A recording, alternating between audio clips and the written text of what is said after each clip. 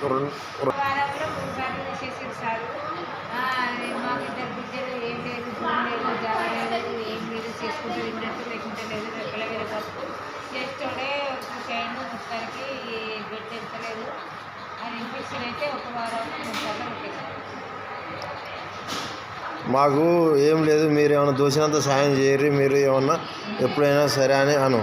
మాకేమన్నా దోసినంత సాయం చేయండి, అది మానేటట్లేదు, పుండు బాగా కొట్టేసారు, అది